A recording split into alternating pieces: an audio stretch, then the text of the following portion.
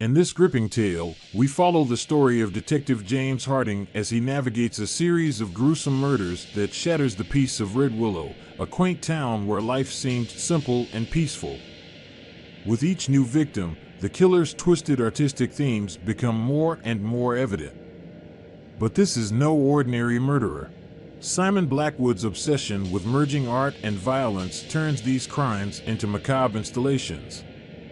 Through intense investigation and cunning detective work, James unravels the truth about Simon's twisted desires and his involvement in a cult-like group known as the Artisans. As he dives deeper into this dark underbelly of society, James discovers just how far some are willing to go for recognition and acclaim.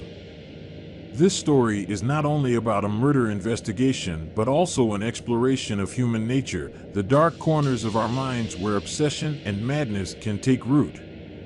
It is a reminder that even in seemingly peaceful communities like Redwillow, there can be unimaginable horrors lurking beneath the surface. Join us on this chilling journey through haunted galleries, twisted crime scenes, and unsettling revelations as we witness Detective James Harding put his life on the line to bring justice to those who have been taken from their families so cruelly. In the quaint and picturesque town of Redwillow, life seemed to be simple and peaceful. The residents led quiet lives, tending to their gardens or enjoying strolls along the winding streets. However, this serene atmosphere was about to be shattered by a series of gruesome murders that would leave everyone in fear. The first victim was Sarah Mitchell, the local librarian. Sarah had always been well-liked by the people of Redwillow for her kind nature and boundless enthusiasm for sharing stories with whoever crossed her path. One stormy night, Sarah's life came to a horrific end at the hands of an unseen killer. Sarah's body was found in an abandoned warehouse on the outskirts of town. But this was not a typical murder scene. It had been transformed into an intricate art installation, an almost grotesque homage to her love for books. Her limbs were twisted and contorted into unnatural positions as she appeared to be reading from an ancient tome held in her cold, dead hands. Detective James Harding, having recently joined Redwillow's police force after finishing at the top of his class in the academy, vowed to bring justice to those who had been taken from their families so cruelly. He began poring over every piece of available evidence.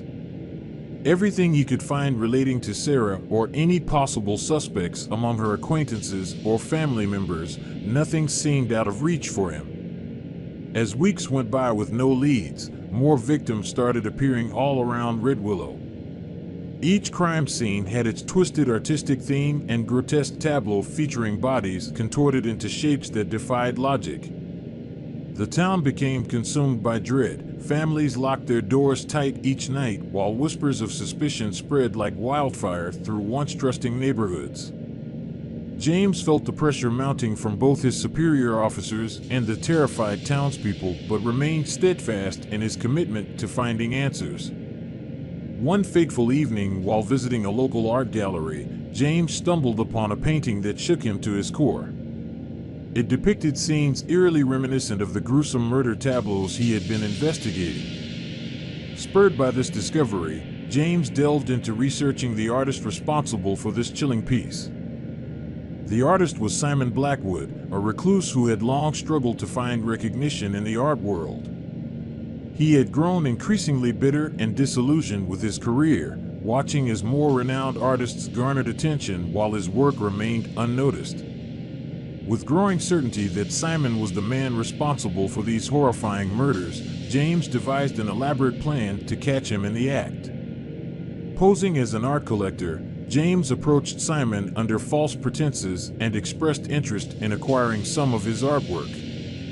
As they met multiple times over the course of several weeks, James pretended to be captivated by Simon's grotesque creations and showered him with praise for his unique talent. Slowly but surely, Simon began to reveal more about himself, including how frustrated he felt with the lack of exposure to his art. It became evident during their discussions that Simon held a twisted belief that incorporating real human bodies into his installations would grant his work artistic merit and force viewers to confront its genius. Having gathered enough evidence to link Simon to these unspeakable crimes, James set up a final meeting at one of Simon's exhibitions at an abandoned theater on the outskirts of Redwillow. Disturbing displays featuring animal carcasses arranged in peculiar poses filled each room leading up to their final destination, where yet another macabre masterpiece awaited them, fresh from that night's kill. Knowing that time was of the essence, Detective Harding quickly subdued an unsuspecting Simon before calling in backup and placing him under arrest. During interrogation, after being presented with all evidence against him, Simon confessed in excruciating detail how each victim served as a canvas for his twisted imagination, desperate for recognition and acclaim. His dark desires ultimately cost the lives of innocent Redwillow residents. Simon Blackwood was convicted and sentenced to life in prison, leaving the people of Redwillow to finally exhale a collective sigh of relief. The nightmare had come to an end, all thanks to the tenacity and courage of one committed young detective. Detective James Harding emerged from the experience with renewed vigor. He had faced unimaginable darkness yet persevered for justice and was determined to protect his community from any future threats lurking in the shadows. The memory of those lost would forever fuel his unwavering dedication to keeping Redwillow safe. With Simon Blackwood behind bars, Redwillow started to return to its former state of tranquility. The community came together, healing through shared grief and newfound solidarity. Despite the harrowing events that had unfolded in their once peaceful town, residents refused to let fear dictate their lives. Although justice had been served and Detective James Harding was celebrated as a hero by his fellow townspeople, he couldn't shake a feeling of unease. His sleep was plagued with nightmares featuring grotesque images from Simon's twisted exhibitions, the victims' faces haunting him each night. Determined not to let these memories consume him, James immersed himself in new cases and focused on honing his detective skills further. He attended workshops and conferences across the country, learning from experienced professionals who offered valuable insights into criminal behavior. Months passed and Redwillow began fading back into obscurity as life carried on undisturbed. But one day, James received news that sent shivers down his spine. Simon Blackwood had escaped from prison during a well-planned breakout. The town was thrust back into an abyss of panic. Redwillow's nightmares seemed far from over. With no time to waste, James set out on an unrelenting mission to recapture the deranged artist before more innocent lives were lost.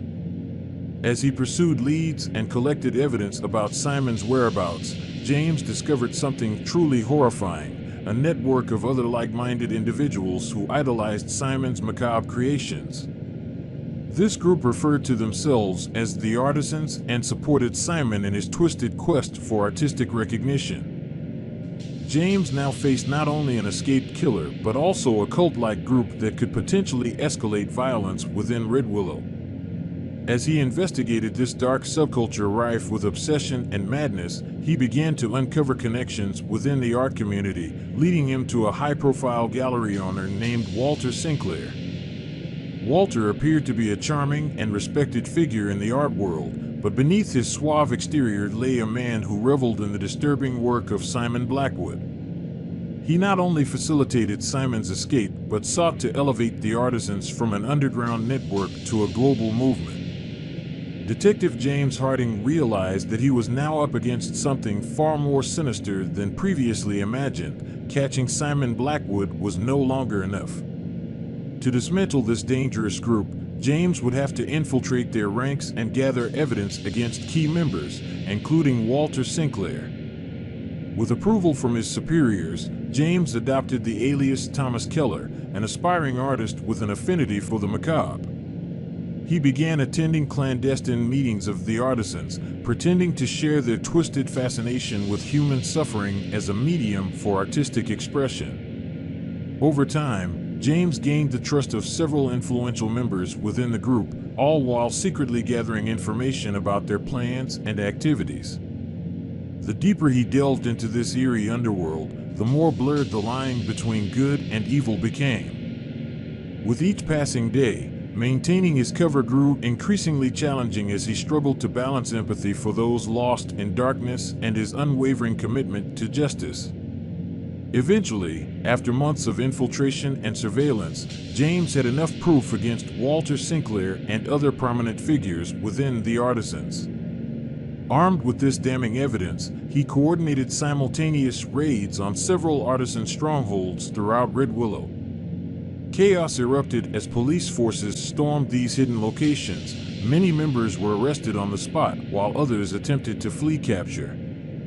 Among those cornered during these raids was none other than Simon Blackwood himself, determined not to go down without a fight. A tense standoff ensued as James desperately tried convincing Simon that surrender was his only option left. Simon stared into James's eyes, realizing that the man responsible for his initial capture now stood before him once more. In a final act of twisted defiance, Simon lunged at James with a hidden blade, only to be shot down by other officers on the scene. As Simon crumbled to the floor, life quickly fading from his eyes, he whispered his last words, "My art will live forever." With Walter Sinclair and numerous artisan members now behind bars, Redwillow began healing anew. The town emerged more vital than ever, with an unshakable sense of unity and resilience in the face of adversity. Detective James Harding had stared into the abyss and successfully dismantled a dangerous organization fueled by darkness and obsession. Although he carried scars from this harrowing experience, they served as a powerful reminder that light would always triumph over evil in this world. As for Redwillow, it returned to its previous state of tranquility while never forgetting those lost during its darkest chapter. It remained committed to preserving their memory through hope and shared strength, proving that even in the face of unimaginable horrors, humanity could still endure and thrive together as one.